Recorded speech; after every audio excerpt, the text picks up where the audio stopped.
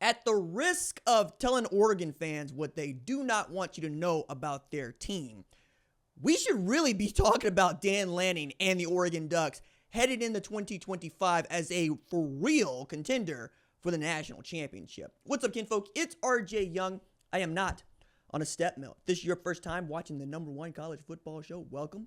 Thank you for joining us here. Hit that subscribe button, like the video, and answer this question in the comments below. Do you think that Oregon should be considered a frontrunner for the national championship in 2025? I myself believe the way that people have been talking about Penn State is the way they should be talking about Oregon. And there's quite a few factors as to why I think this is. But first, I'm going to unpack why many people have already decided that Penn State is one of the two best college football programs in the country going into this offseason. It's about how they finished. That's at the top of the list, okay? They make the playoff. They win against Boise State. They hold Ashton Jeanty to, for what is him, nothing. They stop him from breaking Barry Sanders' single-season rushing record. They win going away in the Fiesta Bowl, okay? Then they get to play a Notre Dame team that we know beat Georgia, the SEC champion. And they were fighting them tooth and nail the whole way. Abdul Carter coming off the edge. Deny Dennis Sutton coming off the edge. That particularly awesome secondary they had. And then, of course, Nick Singleton and Katron Allen running the football and Tyler Warren doing whatever he could do. I still believe the weakest part of that football team is its quarterback play. Drew Aller can elevate to the kind of quarterback play that we saw from just Riley Leonard. You're talking about playing in the national championship game. We know this because it was basically that was the difference, right? Both of them had outstanding tailbacks. Both of them had great defenses. It was about the quarterback play. And Riley Leonard could go get them hard yards that Drew Aller could not go get. And when he put the ball in the air with the game on the line, it was intercepted, okay? However, Penn State was able to get to one play from playing in the national championship. And James Franklin retooled by going to go get Jim Knowles after Tom Allen left for Clemson. He kept Andy Kotelnicki. He's been able to keep Katron Allen, Nick Singleton, and deny Dennis Sutton and that great secondary crew. Probably going to add a little bit of beef to the wide receiver room because I think that, yeah, Drew Aller could do with some help over there, especially with Tyler Warren headed to the NFL.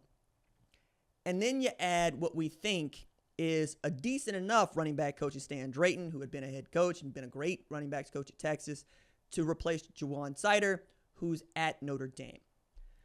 I think it's also more to say about what Notre Dame was able to do that has given Penn State that boost that, frankly, puts them ahead of Notre Dame. Notre Dame's got C.J. Carr, we think, as its presumptive starter, right? Experience over new. That's always going to be a thing. Finding true freshmen that get a chance, or freshmen that get a chance to play as the starter at big-time blue blood programs like Notre Dame is always going to be a roll of the dice. You could end up with Trevor Lawrence. You could end up with Jackson Arnold, who is not a true freshman, but you get my point here. Freshman at quarterback just makes everybody uncomfortable. However, it can be very cool. It can be really cool if you hit the right freshman. So why aren't people talking about Oregon the way they're talking about Penn State? Because they got railroaded by Ohio State in the Rose Bowl. That's it. They caught Ohio State on a day in which Ohio State had their number coming and going. There was nothing Oregon was going to be able to do to stop Ohio State running over them, backing up the truck and running over them again. That was just what that was. When you've got a true freshman in Jeremiah Smith who can go for a $180 receiving and torch you over the top. When Dylan Gabriel, whose awareness I had compared to that of Peter Parker's in the pocket, does not know what he is seeing. He is confused and he is taking sacks. There's nothing you're going to be able to do. There's no getting open and there's no getting to the quarterback and there's no stopping Will Howard, Travion Henderson, so forth from doing what they want to do on the outside, to say nothing of Emeka Buka.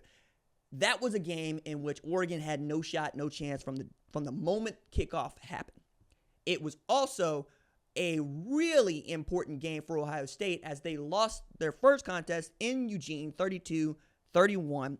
And a game that could have gone both ways. But again, Oregon ends up getting to the number 1 ranking off the strength of that win. And then they ride that into winning the Big Ten championship in their first season against, Penn State. Now, Penn State scored a bunch on Oregon. We didn't expect that part to happen, but Oregon ends up doing what they're supposed to do. They win the game and they get the number 1 overall seed.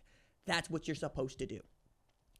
That the first game that they get to play after winning the Big Ten championship was Ohio State.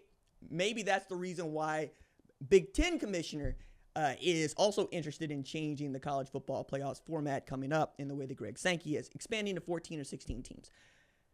But in 2025, you got Dante Moore at quarterback, who we've seen as a starter at UCLA. Again, true freshman starting, but he sat a year behind Dillon Gabriel, and we know what Will Stein can do with quarterbacks.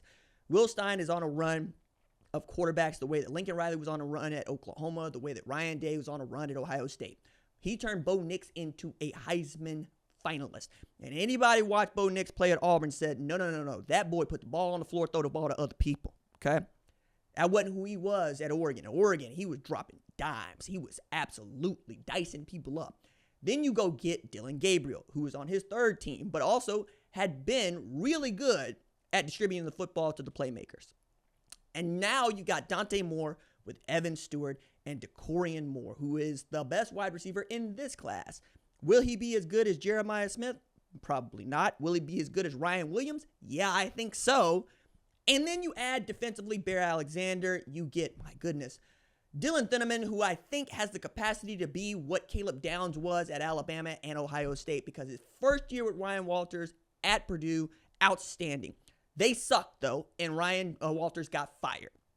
So Dylan Thieneman does what you do. You're a great player. You go into the portal and you come out at a place like Oregon. And then there's Dan Lanning. I have to remind people, Dan Lanning got his butt kicked in Atlanta by his mentor, Kirby Smart, and forced that team to find a way. They got embarrassed, and they found a way to represent the rest of the way, okay?